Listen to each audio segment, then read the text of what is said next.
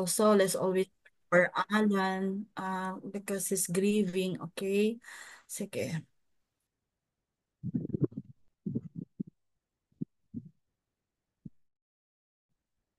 Let us put ourselves in the presence of God. In the name of the Father, the Son, the Holy Spirit. Amen. Dear God, we thank you for tonight's review session that we have together with Impolito. We thank you for the opportunity to be gathered here. We ask uh, for your blessings, for your guidance, and for your wisdom as we come together for this review. May we be open to the Spirit, to the Holy Spirit. May our time together be fruitful and meaningful as we prepare for the uh, review and for us to be able to continue our journey towards passing the environmental planner board exam. Help us, Lord, to be in safe condition always, to be mindful with your presence, and to conduct ourselves uh, with integrity and respect to each and every one. In Jesus' name, we ask this through the intercession of the Blessed Virgin Mary. We pray. Amen. In the name of the Father, Amen. the Son, and the Holy Spirit. Amen. Thank, thank you. Thank you, Cheryl. I hope gumaling ka na. Thank Uh, you po, ma'am. mm Sinasabi ko na eh kasi parang kinakabahan ako lagi kasi it happens parang every year. Alam nyo ba ito, I'll tell you ha, even when I was in I know, Zamboanga, Sibugay, one of my reviewees, nakapag-review siya sa akin pero alam ko may sakit siya, no? And then, I think 1 day or 2 days before the exam, he died. Oo. Kaya ako ay kasi nag-ano siya, ano na yun, ano na yung sakit niya, nagda-dialysis, ay hindi naman dialysis. Oh, dialysis yan. And so he died, and so that's very, I always fear, no? Ganyan talaga. And yun pa naman ay, nagbo-vote pa naman sila. He's the MPDC, ano? Island pa naman yung municipality nila, and he really takes nag-island kwan pa sila para lang makapag-review, and he was able to complete every day pa naman siya yung nauuna na estudyante na nakikita ko kasi face to face, and then we talk and we have coffee together, and is quite parang almost ano na siya, mga 60 plus na siya during that time, and I always speak to him, parang nabigla ba ako, parang ganun. Buti na lang, I think like nag-exam, kasama niya yung daughter niya, and the daughter passed. So, yun, the father died. So, ayun, ganun ka. That's why I always warn na mag-ingat kayo, ganyan. So, okay, I'll continue with, I think I'm doing participatory. Ay, ano ba yan? Ah, oh, please register ha. Yun na yung kwan ko, yun na yung lecture ko on solid waste management. So, sorry. I cannot find again. So,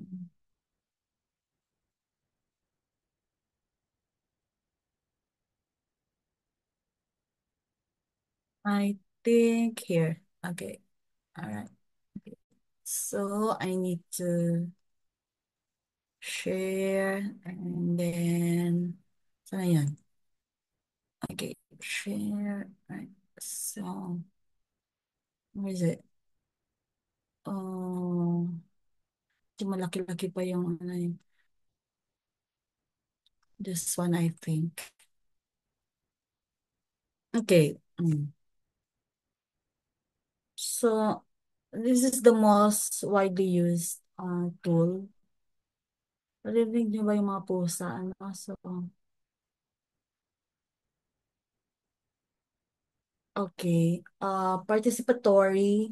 Uh, and it's participatory qualitative, okay? Participatory qualitative data collection. Ito laging lumalabas itong mga to, especially mga windshield survey, mga ganon. Um, because they're being used in sa LUP na. So,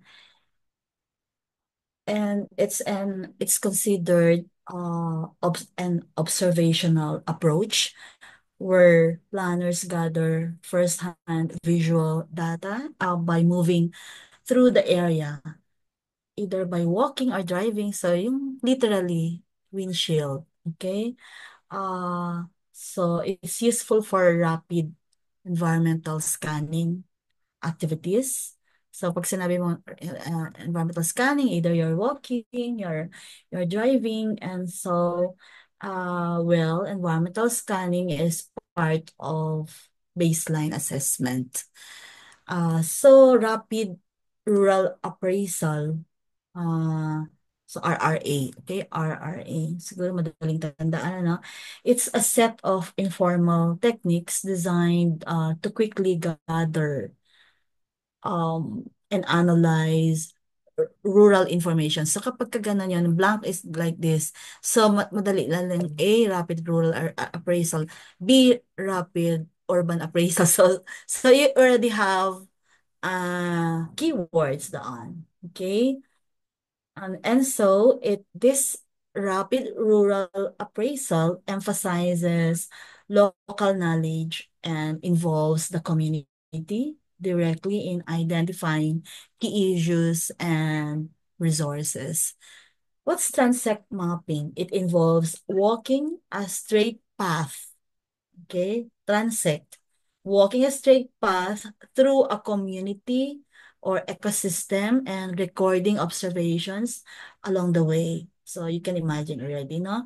So it's particularly effective for identifying land use patterns, environmental zones, or areas with development constraints. Then problem identification through imagery. So my keyword ulit doon, it's a participatory method. Everything here is participatory. So, but this one uses photographs kasi imagery. So, photographs, maps, or visual tools to prompt discussions. So what do you do there? So community members are asked to interpret or annotate images, often revealing insights that aren't captured through traditional surveys. Okay?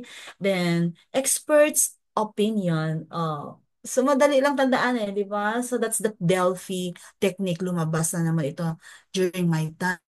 Ako, feeling ko I can sense talaga, and this will be asked again and again and again. This one, Delphi technique, is a structured method that gathers the opinions of experts through multiple rounds of anonymous questionnaires. Okay, even in online, like online conference or online trainings, ganon, or discussions, and nababanggit itong Delphi technique. Basta Delphi is associated with experts, kasi experts' opinion. Okay, and so it refines consensus on complex issues often used in scenario building and policy forecasting. So you need to also to remember that this methodology is used in scenario building and policy forecasting. Then key informant interviews. Okay, so nakalagay dyan, local experts, sectoral leaders, then it says use data collection forms. So key informant is a one-on-one interview. These are one-on-one interviews with individuals who have deep knowledge of the area or issue, like local elders, diba? So barangay captains, or sector leaders, because their insights often guide further data gathering and validation. Then, focus group discussions, this is mabenta ito sa LGU, no? Focus group discussions. It's otherwise known as brainstorming also sessions. And these methods engage selected stakeholder groups in guided conversations, and they help uncover community values, priorities, okay, and perceptions which are critical when defining planning objectives or assessing policy acceptability. Okay, case studies. Um, so this is easy because these are in-depth examinations of specific instances, such as when you do resettlement project or resettlement program or a disaster response effort. So case studies allow for contextual analysis and provide evidence to support planning recommendations. Okay? Um, then, okay, wala na yan. But there's for the participant observation. This involves immersing an external consultant or planner within the community to observe and sometimes participate in day-to-day activities. So it helps in understanding local behaviors, power dynamics, and unwritten norms that affect planning interventions. So ang hirap na role ito, no? To be to be the observer. So each of these tools is meant to deepen stakeholder engagement. It's also used to democratize data collection and ensure that plans are context responsive and community rooted. Um, so in Philippine setting, these are especially powerful, where community dynamics and local knowledge often hold the key to workable planning solutions. So I hope you will be leveraging all of this, or maybe you have leveraged most of them now. So participatory social analysis. Um, so it's a flexible approach.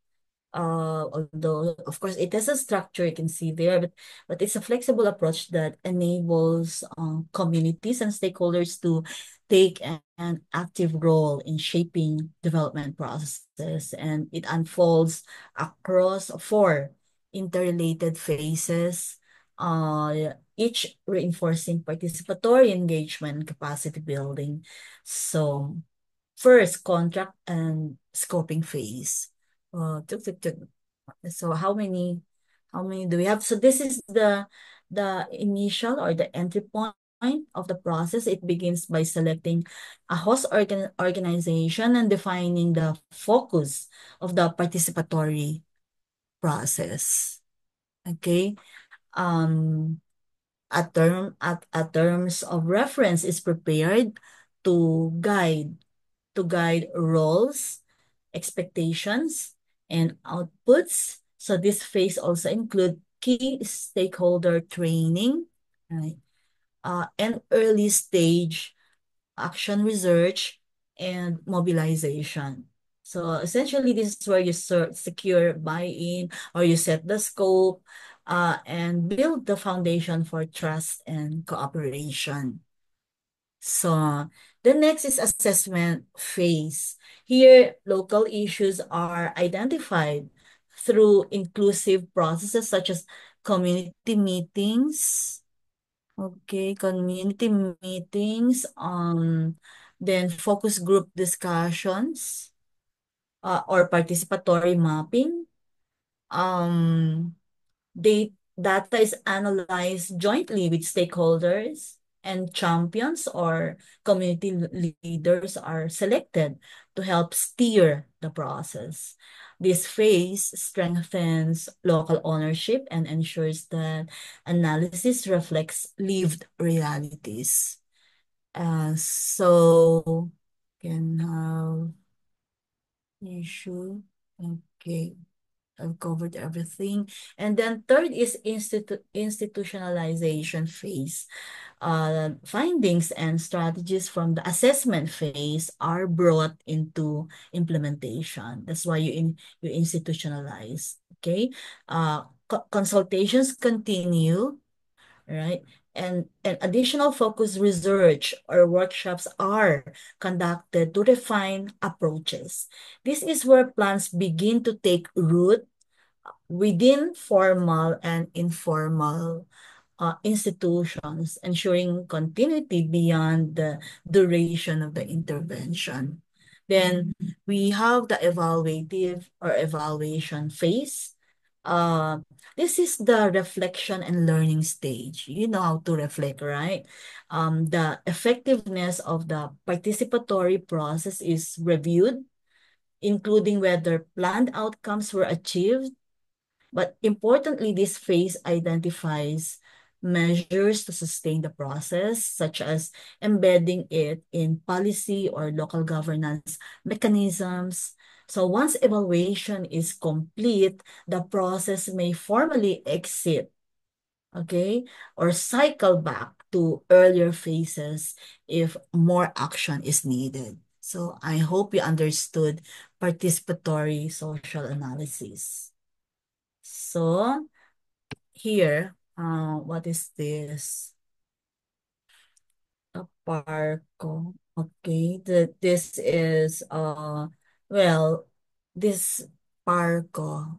So is it easy for you to memorize or participatory action research? Community organizing, so blah, blah, blah. So this is something very old already, and it's cyclical, it's dynamic, that integrates research with organizing, enabling communities to collectively define, pursue, and evaluate their own development goals. It's especially relevant in our planning work that requires sustained community engagement and social transformation. For example, participatory data gathering, and we start by generating knowledge from the ground. So what do we do? We conduct interviews, we do observations, we do mapping, and tools like focus group discussions or transect walks. But unlike conventional research, or the process is participatory, meaning community members are co-investigators. Participatory social analysis, so you've done that earlier. Okay. So I'm defining that again, that once the data or the data is gathered, stakeholders analyze it together. And that's why it's called participatory social analysis. This phase includes issue identification. Then you try to research on you do root cause analysis. So issue, root cause, and then, and the community perspectives that arise out of those activities. So you reflect, okay? You reflect on how on what you have gathered from your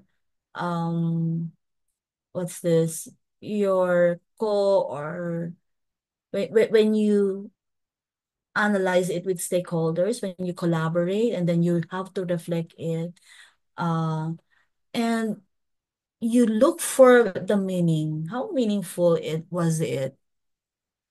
Okay, so not really the data na madami kayong nag-gather, but you reflect, okay, were this data gathered um are reflective of what we really want to intend, or did we achieve our goals, and tama ba yung analysis natin, and you need to do some reflection, and that's social analysis, so formulating collective goals and strategies, um, because everyone need to have a common understanding or a shared understanding of the problem.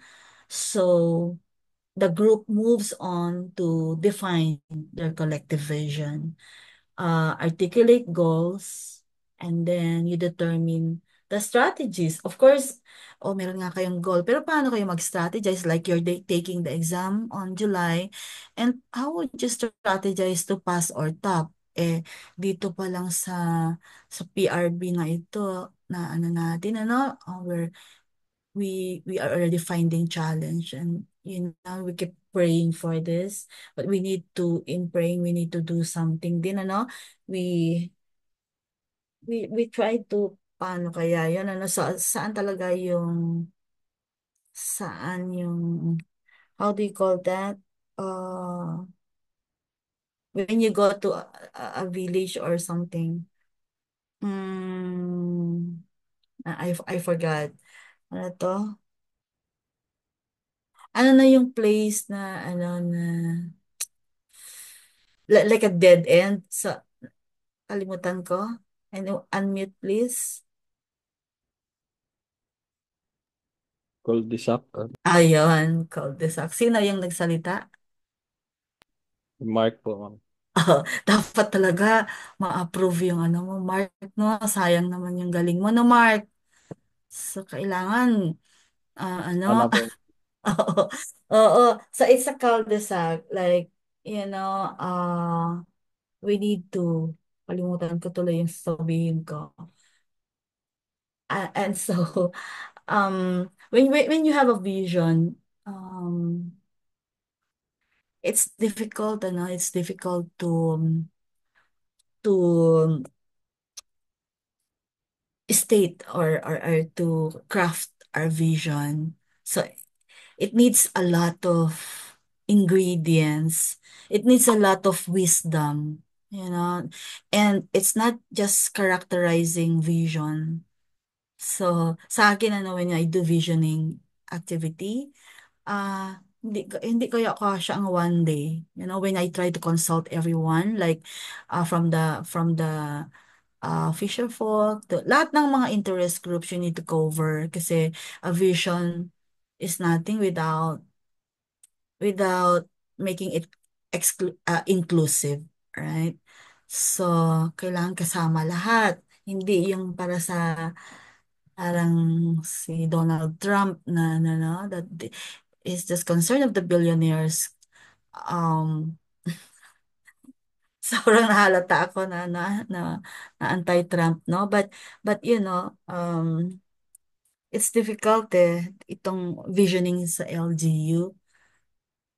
Um, First, you know how to characterize. So what's a vision? So it should be a motherhood statement, blah blah blah. It should uh it should be something na hindi pa na-achieve. So what's the use of having a vision if you have already achieved that? So kapag sinabi mong God-fearing, hindi ba God-fearing yung community? Do you need to include that? Parang ganan.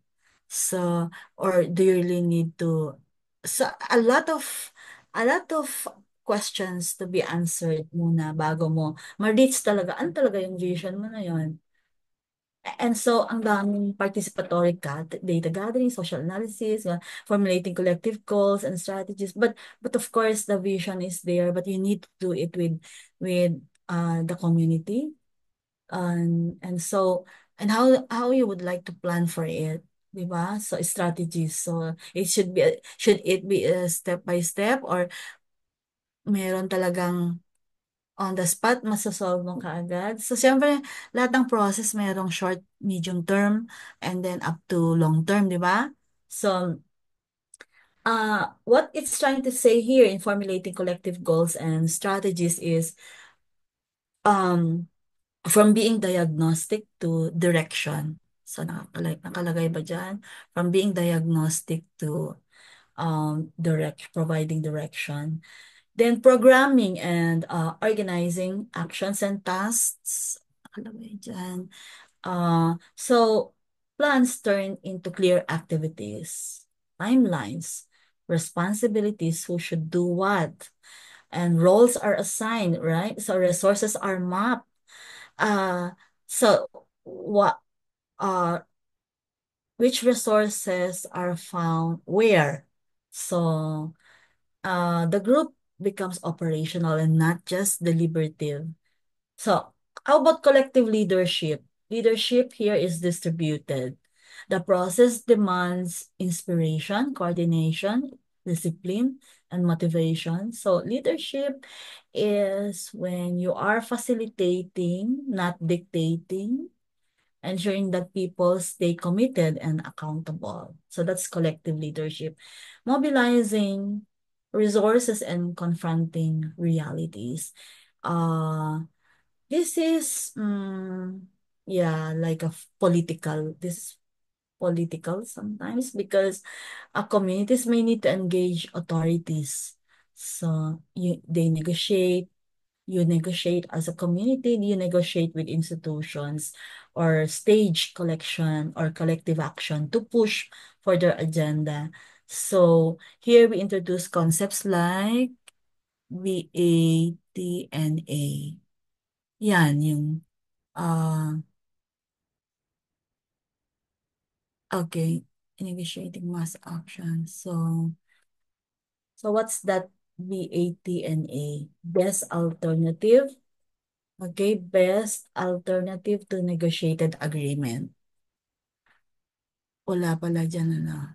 So, best alternative to a negotiated agreement. So, it's useful when negotiation reaches a stalemate, like a standoff ba yan? Then, managing internal dynamics, we need to understand every phrase, every word, every phrase, every sentence, every paragraph, okay, one whole narrative. So, um, when our leadership, uh, it doesn't end with mobilization, and the group must continuously, okay? Please, may nagsasalita? Ako ba yon? Okay na So, ma'am, si Ma'am Mimi. ay, okay, okay. So here, akala ko boses ko na nag-echo.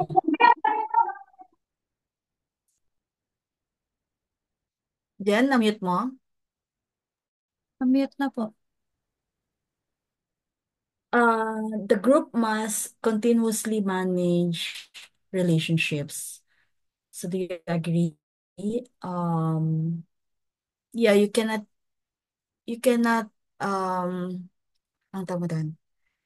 Uh, you, you cannot leave them alone.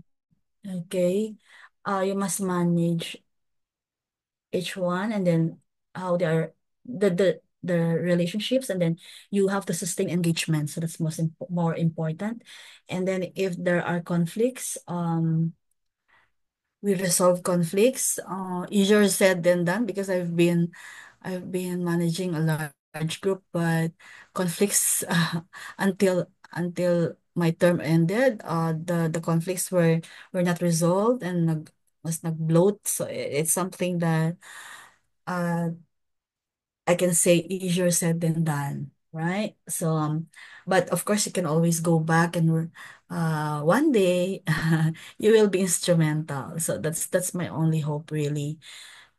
So okay, you resolve conflicts and respond to unexpected challenges. And so the work is not just external. That's why it said it's both external and internal.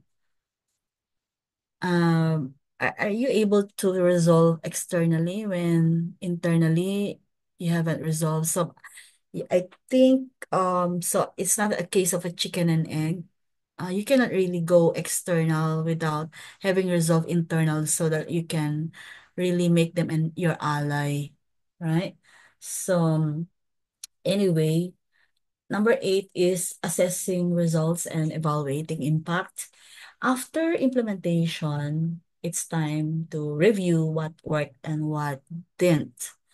Evaluation i- is not really an audit, it's a learning process. So the goal is to deepen understanding and prepare for adjustments. So, di ba? So, after you have resolved, okay, these were the gaps, and these were the concerns, these were those that didn't work, and then you adjust your strategy. Then you replan, okay? And finally, based on the evaluation, the cycle restarts. This is what makes PARCO, okay? PARCO, there on top, okay? Participatory Action Resource Community Organizing. This makes Parco adaptive and responsive so that each loop is an opportunity to refine strategies.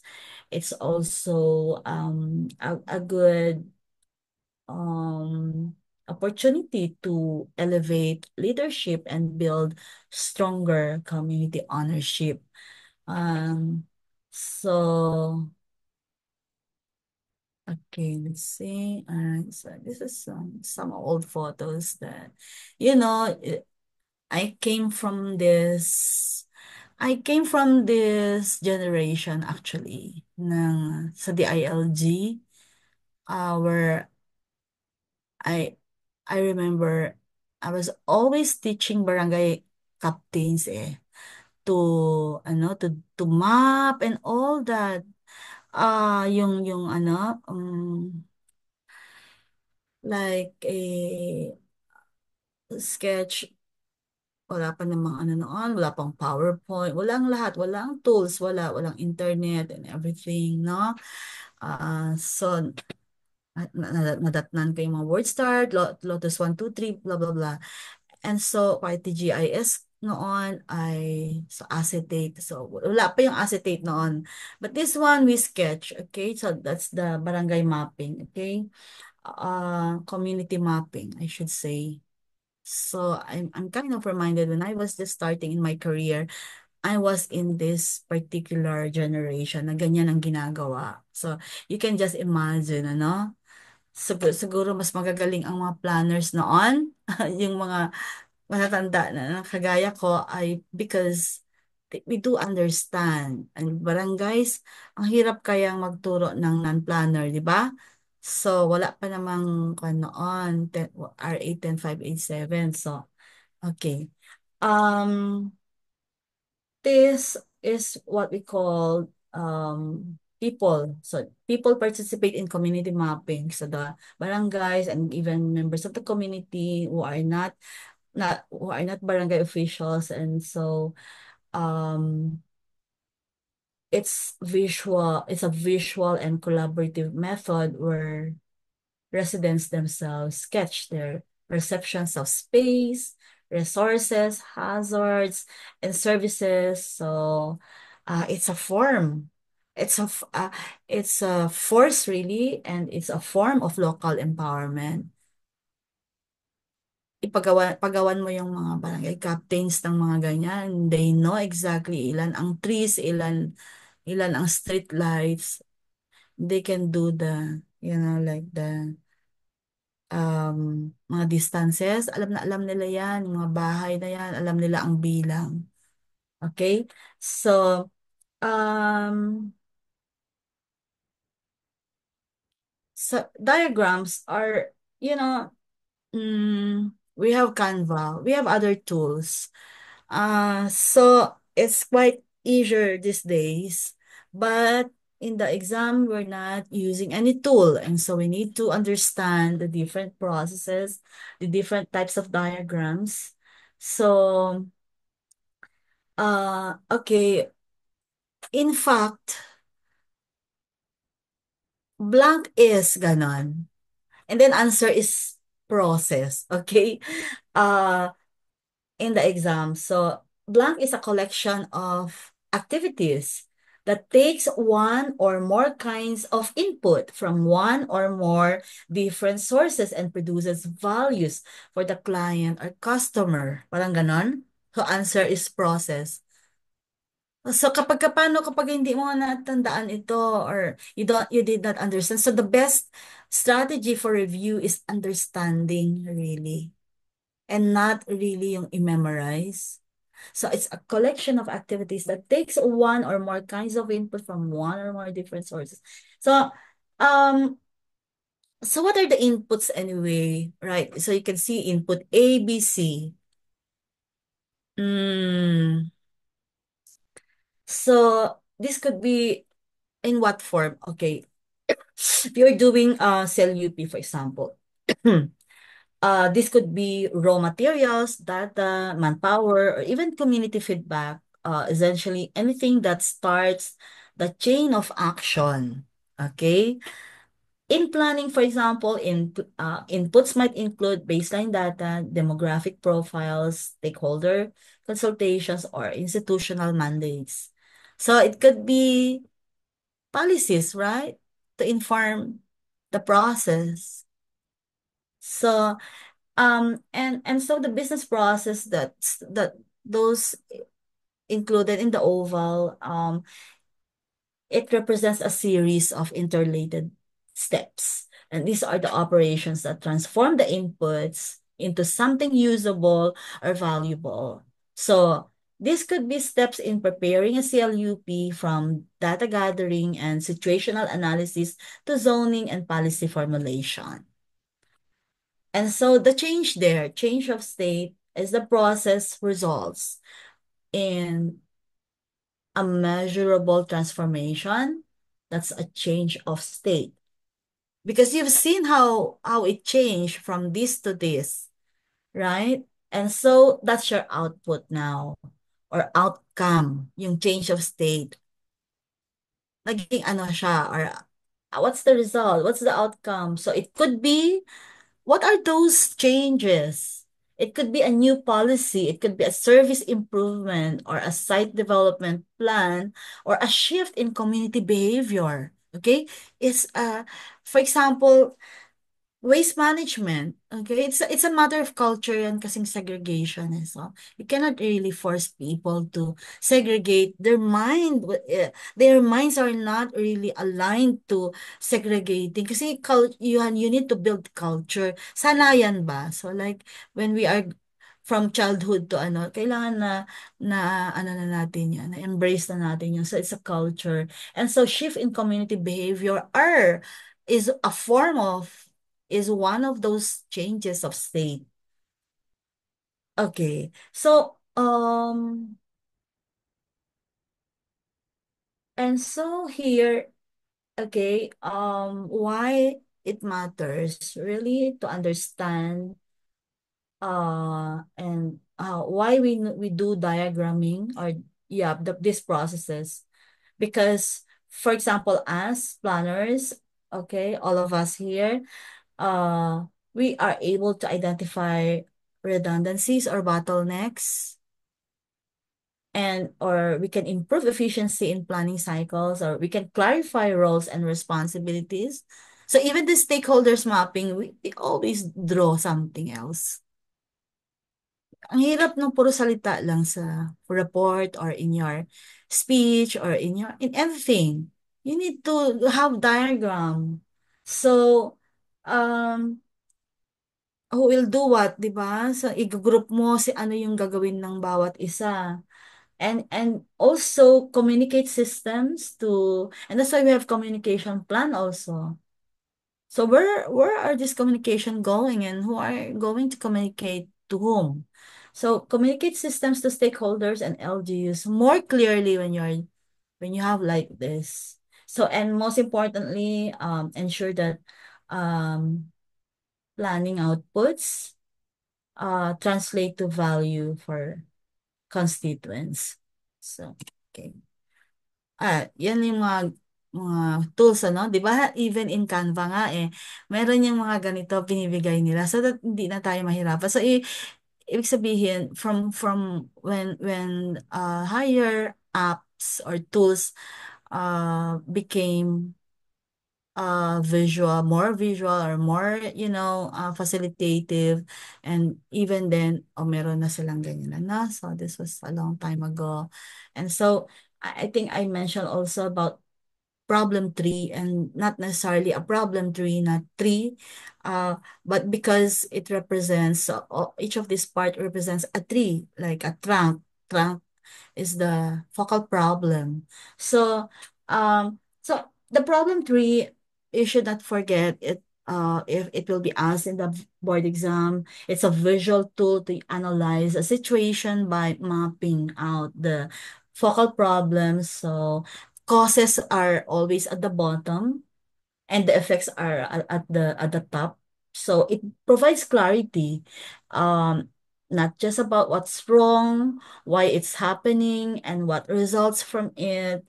So focal problem means that's at the center of the tree. It's the main issue. So yan yung pinakamalaki, and the biggest concern you're trying to address. So everything stems from or leads to this. Okay.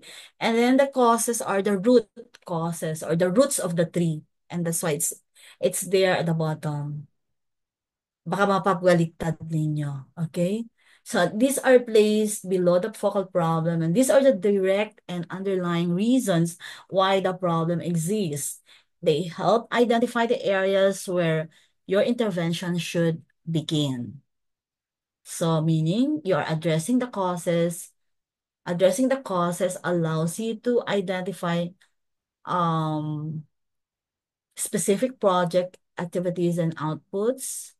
So, okay, C. All right. And so the effects are the branches of the tree sa taas. And these go above the focal problem, and they show the consequences or outcomes that the problem generates. And so addressing the effects gives you indicators of what success or improvement might look like. So that's in the A. A, B, C. Okay, C dito sa baba. So, why is this important? Because once you map this structure, you can transform it to a solution tree.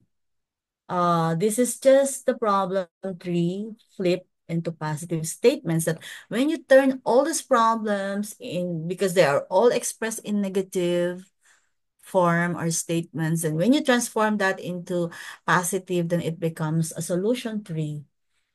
And so for example, if the problem is poor waste segregation at source, because we're doing waste management tomorrow, and so the positive purpose becomes improve waste segregation practices. And so this step is crucial in formulating your project objectives. And then it's also crucial in identifying outputs and ultimately aligning with your, for example, if we're doing a log frame or theory of change. And for tomorrow, I will be providing the basics of theory of change, which is not really very common in Philippines. But I'll try to continue with that advocacy of really leveraging on the theory of change. Before, when I was younger, when I was in my 20s, ganyan, and up to the 30s, probably I was using log frame. And so, because that's my interest. And so, siyempre I also scale up with my tools, ano?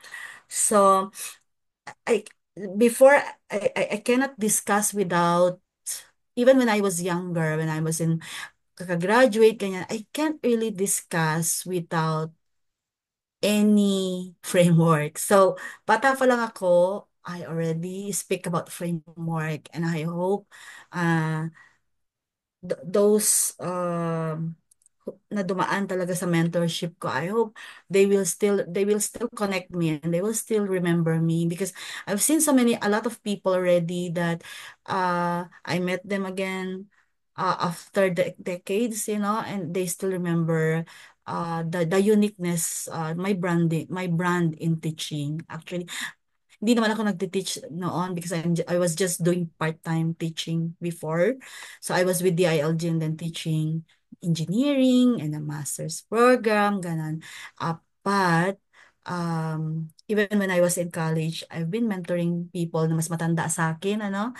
Uh, and so I always look forward to diagrams. Okay? Parang it's already my identity having diagrams. So, nag-scale up na lang. That's why, even if pang millennial lang yung Canva and madali ko lang natutunan yung Canva and it's something like I've studied it for a long time already. So I feel very comfortable, layers and layers and layers. So I don't need to copy the designs and ganyan. I can make my own design.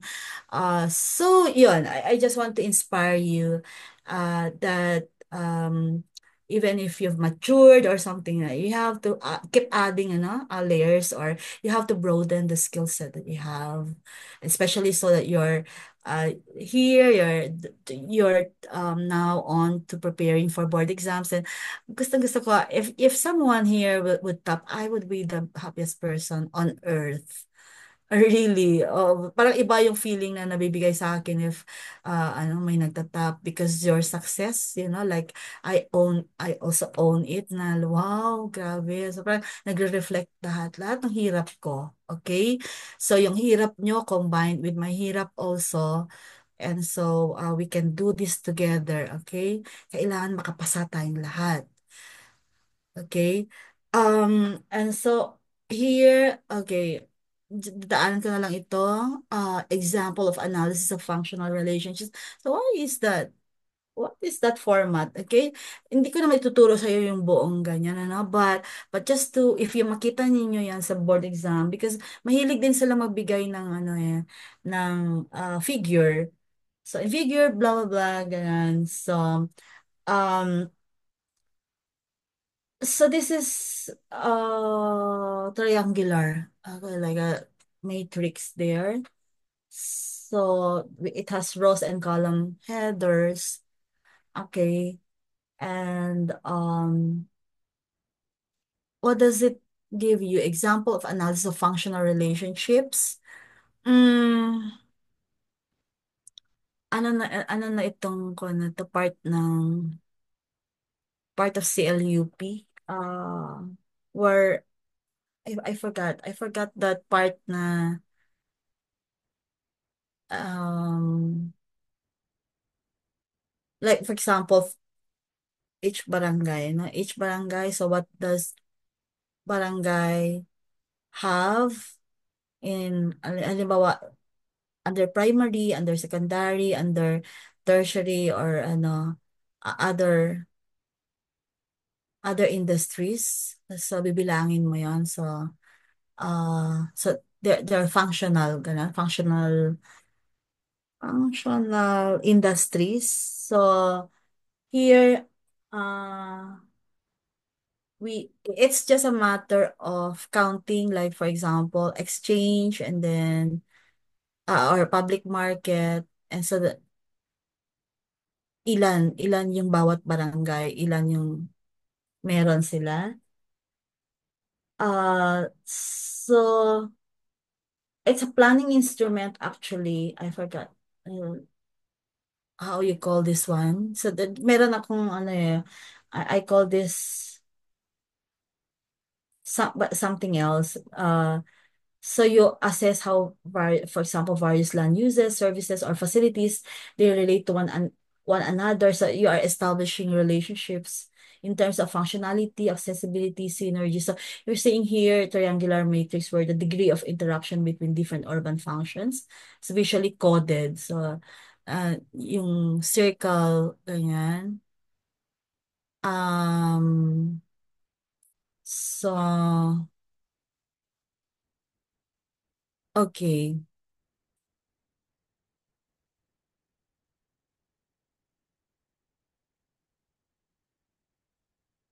Then the SWOT, I know you know already about SWOT. Uh, so there are many names already connected with this, but we're not more interested. The examination would really ask you about the terminologies and what does SWOT mean. So strengths, weaknesses, opportunities, and threats. And so, most importantly, when you translate SWOT into strategy, and so, for example, you combine, mm, SO, so strength, strength, opportunities. So that's SO strategy. Strength, opportunity, strategy. So how can we use our strengths? So ibig sabihin ng SO strategy because it comprises strength and opportunity, right? And so when you combine that, it becomes opportunity. And so how can we use that to capitalize on external opportunities? Parang ganon.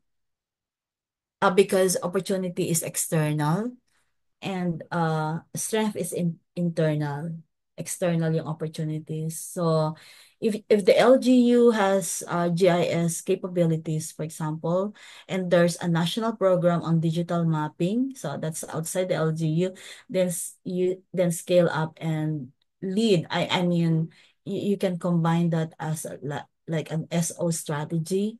Then if WO naman is weakness opportunity. So weakness is internal and the opportunity is external.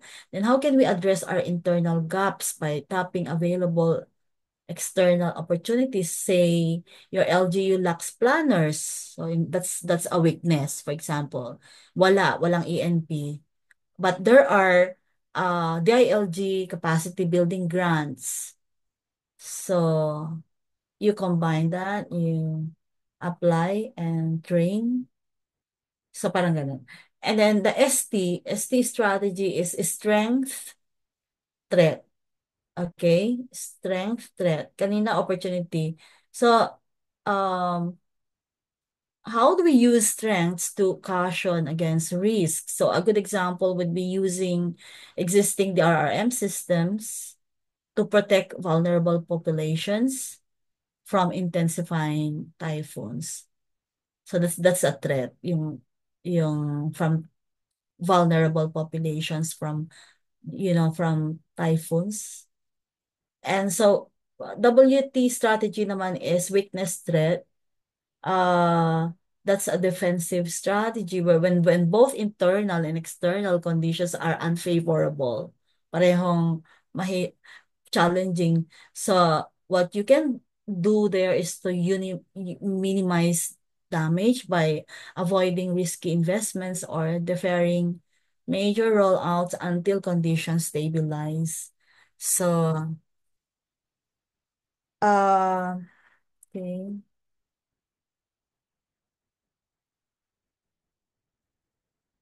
So that's what I was trying to tell kanina. Sorry, hindi ko nagalaw.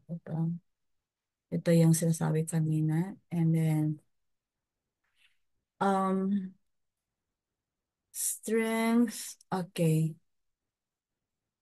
It is an aggressive strategy when you are, this is the best case scenario that you have internal capacity and the environment is favorable. So the strategy is to push forward, expand programs, increase investment, pilot innovation. So in LGU planning, for example, this might mean scaling up successful initiatives like digitizing land records. If you already have trained personnel and external, if you have received grants, parang ganun. So that's the best scenario. And then that's why it's diversification because threats and strengths, you have internal strength, but external conditions are risky, or external conditions are risky. So you diversify. You spread your efforts, you reduce exposure. And so in planning, this could be a city with strong urban services, but vulnerable to flooding. So is it something that you are in a particular situation. So it invests not just in the DRR but also in ecotourism at upland to balance economic dependence. So parang hindi lahat DRR ang ang ibubuhos mo, but you need to do something to balance economic dependence. So like you can do ecotourism, to increase the economic base of your LGU. So, nakalagay dito turnaround kasi this must not be parang vague siya, no? So aggressive means you can the risks are less, so you can always, you can always do everything that you want. You expand, increase investment, blah blah blah. So just like what I've mentioned earlier.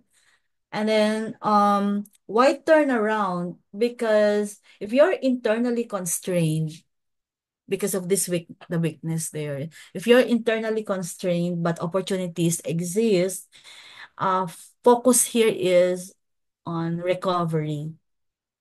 Because you retool, you build capacity, you fix the system. So it's a turnaround. You turn around the organization or community. So if an LGU lacks technical planning staff, but a national program like what is available, then you push for scholarships, for example, and training to close the gap. Okay, so it's something like a turnaround. And then why defensive? Because it's a critical zone. This is like the worst, because weak inside and threatened from outside. In this case, your strategy is to protect, conserve, and avoid risks. So you scale down in like unlike aggressive is you expand, and here you scale down. You consolidate efforts and maintain core services while working on internal improvements. And this applies to struggling municipalities during disaster recovery, because you need to prioritize lifelines, you avoid overstretching, etc. So, scenario analysis. Well, this one, I can be sure. I can be sure this will be asked. Because these are normal in the CLUP process. So, kailangan alam na alam ninyo yung narrative, alam na alam ninyo itong what's scenario analysis. So, do nothing is it's the baseline. What happens if no action is taken? So, this is not planning for failure. It's a way to understand the consequences of inaction and to justify the need for intervention. So, how about low growth scenario? And this assumes minimal progress, perhaps due to weak economic activity, limited investment. So, you're using like you're combining SWOT also here.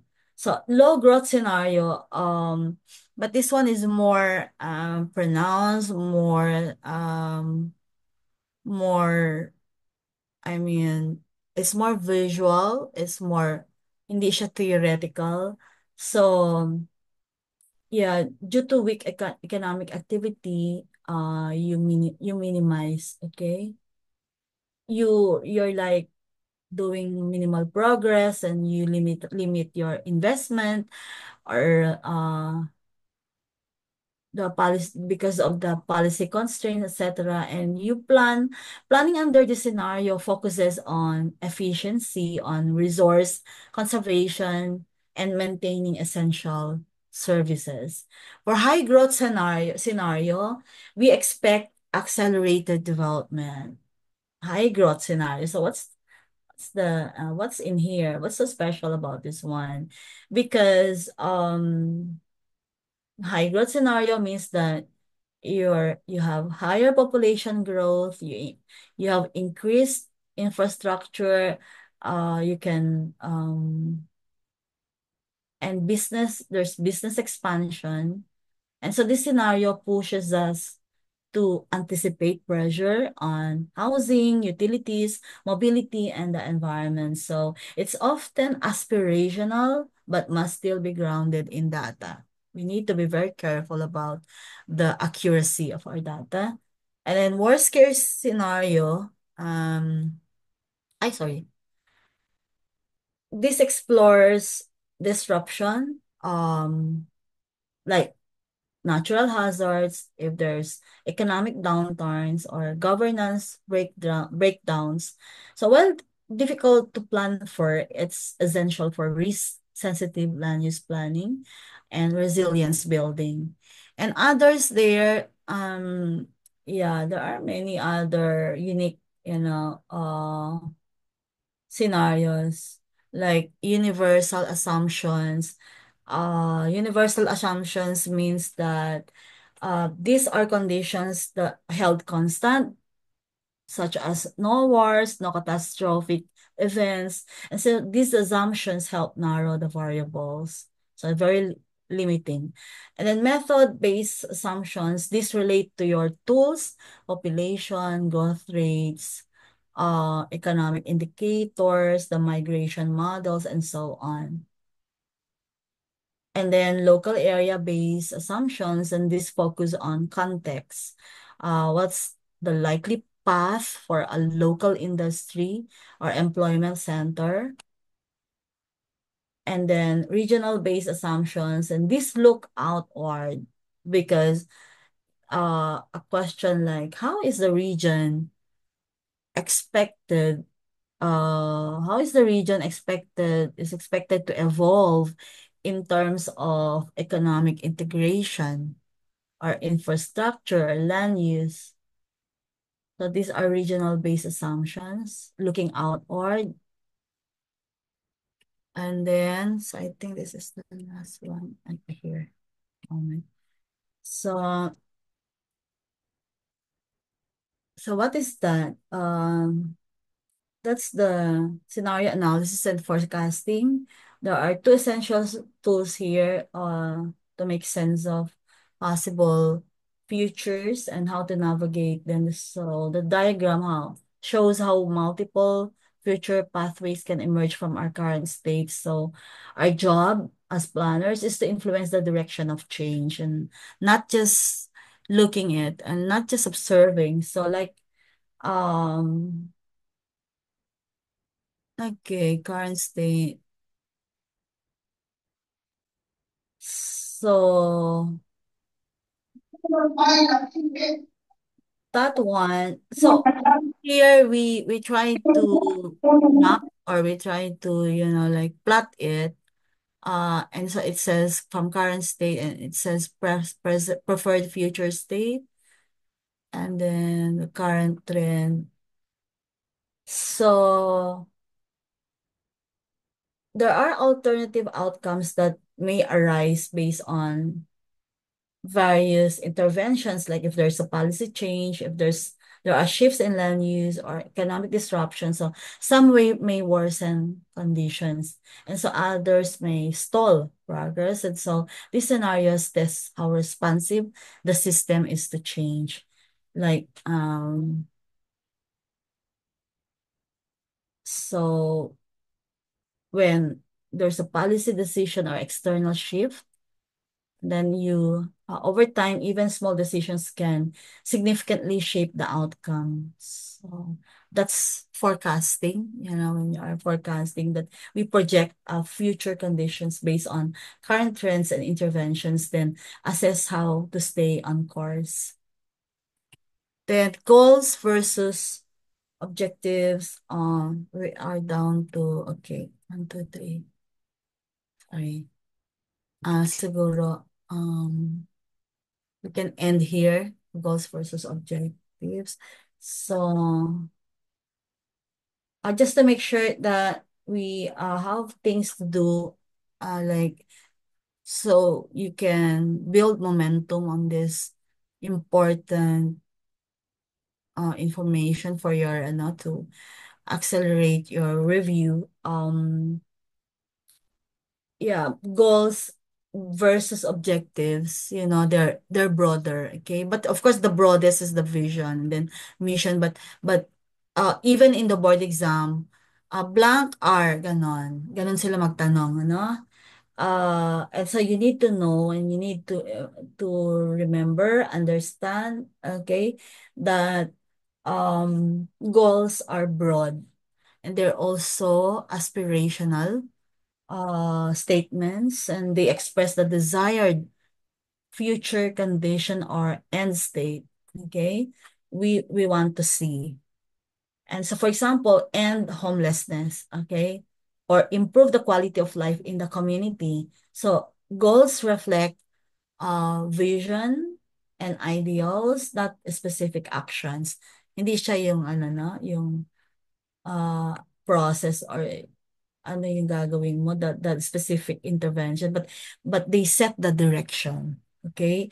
So objectives on one hand are measurable.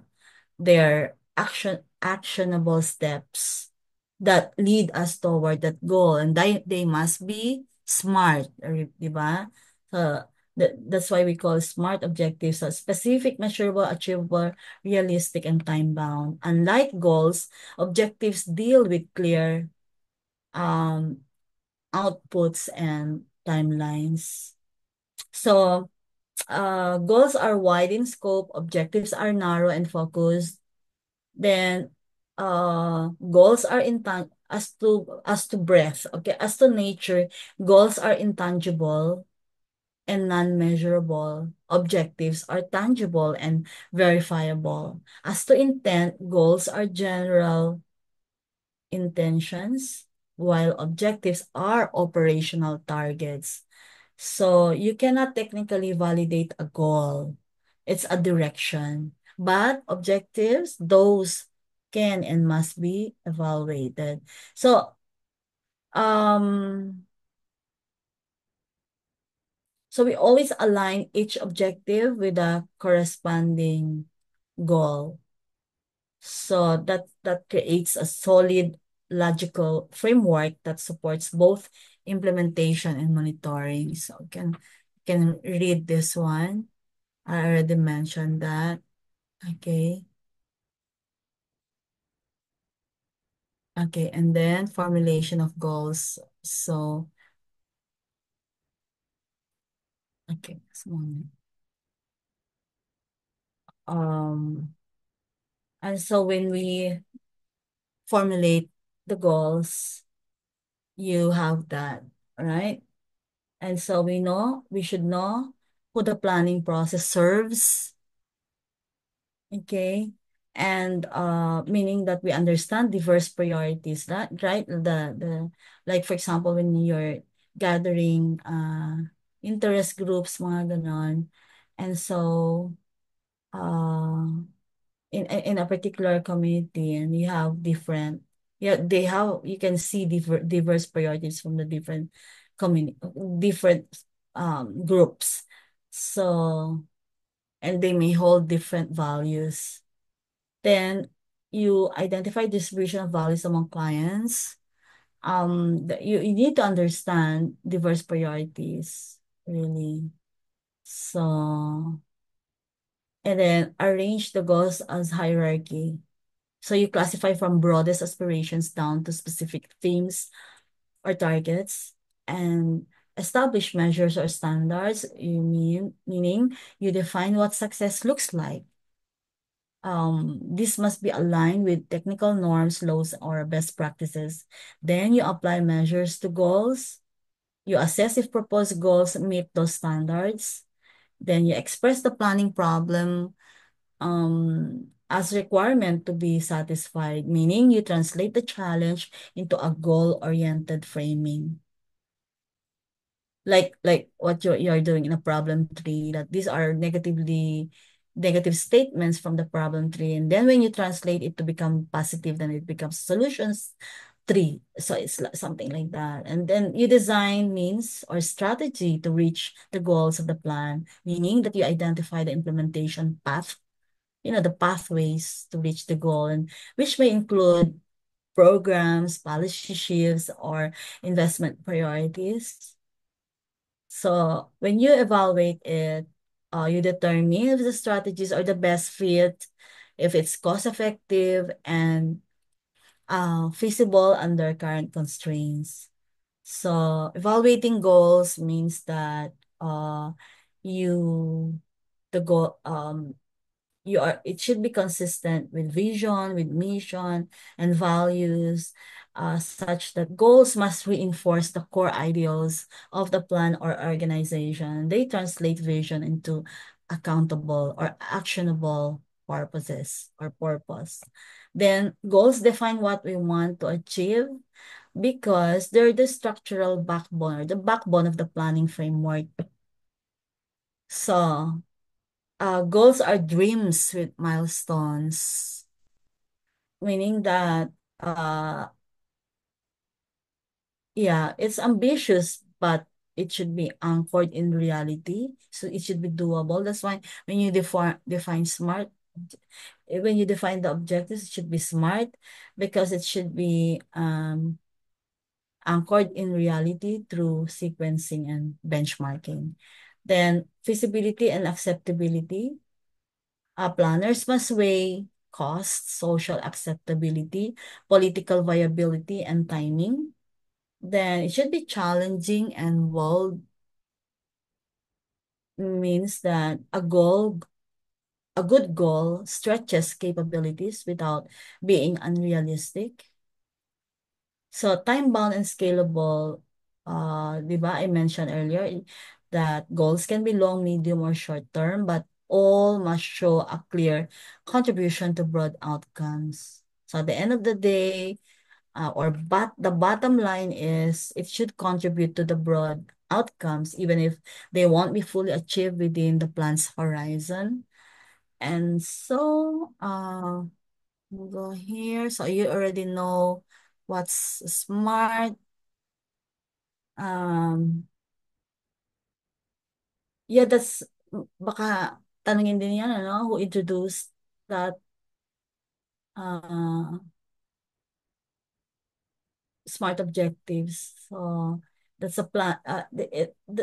Smart objectives is a planning discipline introduced by George Doran in 1981 that remains central to all forms of strategic, environmental, and development planning. So you already know SMART. And so there are two types of objectives. The task objectives, task means refer to tangible deliverables. The number of trees planted, policies drafted, sa mga ganon. They are all tangible. Or barangays reach in IEC campaigns, etc. And then the process objectives focus on the steps and methods used, like conducting stakeholder consultations or data validation workshops. They're often serving as enablers for task objectives. Then what are the qualities of strong objectives? And they must be easy to understand. They should indicate how achievement will be measured. There must be balance between ambition and achievability. Objectives should be significantly advanced from the status quo, but not overly aspirational to the point of impracticality. Finally, these objectives should represent the specific outcomes to be accomplished within the planning period, not indefinite aspirations. And so, for criteria, so we will do that. I should finish this one so that can go do lag frame later. Or gusto ninyo, huwag na tayong matulog. I'm just joking. I know some of you are sleeping already. So, validity, what makes a good indicator? So, it should be well-grounded, it says there. It must be valid, okay? They must be grounded in evidence and should genuinely reflect the reality of the situation we're monitoring. So it's not really about what looks good on paper. It's about capturing the truth on the ground. And then measurability is if you can't measure it, you can't manage it. Again, if you can't measure it, you can't manage it. So that's an indicator must be quantifiable or at least observable using data that can be gathered by the community or for the community. So it should be well, a good indicator must yield reliable data over time and allowing us to track trends, detect changes, and assess whether interventions are working. So, hindi lang yung one time or yung like snapshot. And it should be clear also. It must be clear and easily understandable. Um, so even uh, non-technical people would be able to understand because we're talking here about stakeholders in general. So ambiguity creates room for misinterpretation. We need to be precise. So cost effective, it should be cost effective, and meaning that it should not be draining our resources because the best indicators often come from existing, accessible, and affordable sources. So like census data, or we now we have the SCBMS already. Now it turned into law. Uh, so the LGU reports, surveys, or community surveys, and many more. And so indicators also must matter to the stakeholders. They should be linked to actual concerns, practical realities, and strategic goals, because an indicator that doesn't connect to people's lived experience is unlikely to guide meaningful action. Hindi makakonect yung mga stakeholders doon, right? So it should be relevant to them. And it should be comprehensive. Indicators must be comprehensive. We need to choose indicators that represent different dimensions of an issue without overwhelming the system with too many. Each indicator must link back to the vision and goals of the plan, and it should serve as bridge between intent and implementation. Can you understand that? That uh, serving as bridge between intent and implementation. So, okay. Then, the best indicators are not imposed. They're co-developed. Okay. So meaning that indicators should emerge from participatory discussions so that communities and institutions feel a sense of ownership and accountability during review and implementation. So I should end, and then we're almost done. So a log frame for the next few, because tomorrow we cannot do that because we're doing already. And please register, okay? So I'll not repeat anything on RA 9003, and that law that hindi naman repeal, but there were some provisions that have been amended there already. So we will be doing some legislative gaps there. So, okay. So take it away. It's 11:23. I need to do something pa for tomorrow. And so I hope to see all your names, and I hope to see 2025 aspirants to for the July 2025 uh licensure examination for environmental planners to be in that conference. Okay, so may you have a good sleep tonight. All right.